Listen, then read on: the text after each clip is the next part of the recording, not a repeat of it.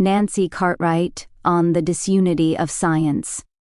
Strongly connected to Nancy Cartwright's capacity-ascription account of science or physics, as well as her counterfactual analysis of singular causal claims, is her rejection of the unity of science hypothesis, as first strongly suggested by Otto Neurath. One can see how the disunity of science may follow from Cartwright's rejection of modal and universal generalisations, and the particularity of singular causal claims, she writes. Now, it's not that I know that nature is disunified, but I wouldn't think it was very sensible to build an entire scientific methodology on an assumption that it must be unified.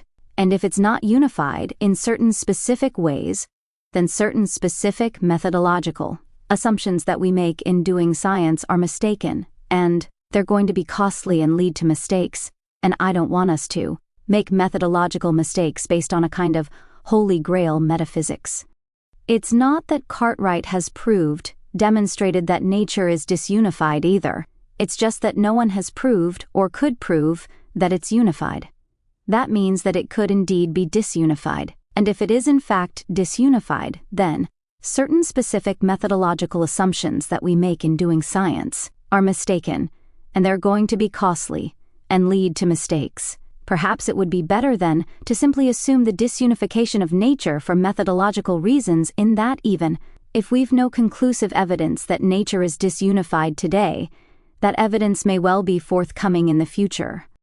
Indeed, wouldn't it be easier to falsify the unity of science or nature hypothesis than to falsify the disunity of science or nature hypothesis? After all, one concrete example of nature's disunity would falsify the assumption that nature is in fact unified. In a Quinian response to Karl Popper, holistically, no single observation or test can ever falsify a very broad scientific theory. Whereas no matter how much evidence we may have for nature's essential unity, it's always possible that sometime in the future we'll discover something which basically falsifies the unity of nature or science hypothesis. This too is basically a Humean, not Popperian point, as Cartwright argues about the obsession with universal generalisations and the modal-property applications, which are supposed to be applicable to nature. They're nothing but a metaphysical pipedream. So Cartwright now argues that the belief in the unity of science, or the unity of nature, is based on a kind of Holy Grail metaphysics. Just as modal universal generalizations bring order and simplicity to the multiplicities and the complexity, so the assumption of nature's essential unity brings order and simplicity out of multiplicity and complexity.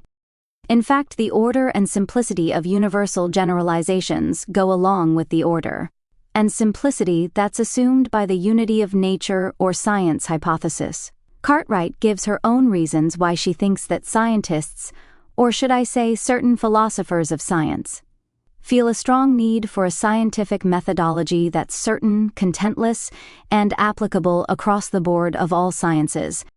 She writes, and now we move on to the new conclusion that there's no methodology which is certain and has any meat to it, any real ramifications, other than think carefully or something like that, which doesn't really tell you what to do. How do we ensure that we have objective knowledge? It's almost as if, or literally is, the case that scientists or philosophers of science view scientific methodologies as logicians view the rules of inference, argument forms, or other forms of deductive validity.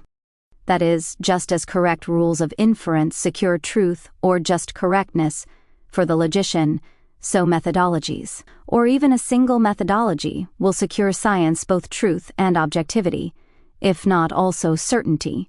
But this isn't logic, and scientific methodologies are never purely logical in nature. Quite simply, this is because they have content. Logic is primarily about form. That is, if science is largely about evidence or even truth, then logic is largely about correctness and the forms of logical reasoning or inference. Even the hypothetico-deductive model isn't a case of pure logic being applied to the domain of science. Clearly, the only logical part of the hypothetico-deductive model of science is the deductive part. And even that isn't purely logical in nature, because the contingency of the hypotheses used and from which we deduce scientific theorems, will pass, on their contingency or lack of necessity to those theorems regardless of the validity of the deductive inferences which are correctly adhered to. However, it can be doubted that any scientist, and certainly very few philosophers of science, would accept a methodology which simply said, think carefully, don't generalize too hastily or whatever. What they actually want is something with a lot of meat to it, something which will ensure that we have objective knowledge. Of course, a philosopher of science like Paul Feyerabend, amongst others, wouldn't. I'd even want a scientific methodology which really told you what to do. Why would anyone scientist or anyone else want that? It would destroy scientific invention and creativity. And creativity and invention, as scientists themselves tell us, is essential to much science, and not just to theoretical scientific research. Cartwright herself gives an example of her anti-methodology approach being taken as an attack on scientific objectivity, or at least a threat to it. In her case, it's her skepticism, if that's the right word, about the use of probability in science. She writes, and my attacks, for instance, on being able to use probability as a surefire way to infer causes, have come to be seen as an attack on objectivity, though I'm not at all sure that's right. Is the use of probability itself a scientific methodology? Or is it something which can be used within a methodology? It's strange, then, that given the nature of probability theory, that it deals with probabilities, not certainties, that the scientific objectivists, for want of a better term, require that probability gives them a surefire way to infer causes. Probability theory can never give you a surefire way to do anything.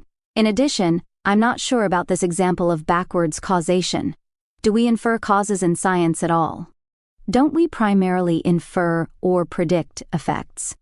Perhaps in science we do both. After all, if we chance upon a blackened and smoking forest, we can infer the cause, that there's been a fire of some kind. Similarly, if we chance upon a forest fire, we can infer or predict that the forest will soon be blackened and full of smoke.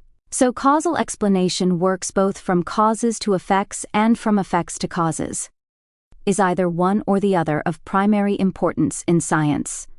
Perhaps they both are. Finally, I'm not even sure how an attack on the fallibility of probability theory is an attack on objectivity in the first place. Is it simply because probability theory doesn't give the scientist certainty? In what way is the word objectivity being used here, without an explanation of what precisely the scientific objectivists, or the objectivist philosophers of science, want with their objectivity? It's hard to make sense of what they say or what Cartwright is saying here. Nancy Cartwright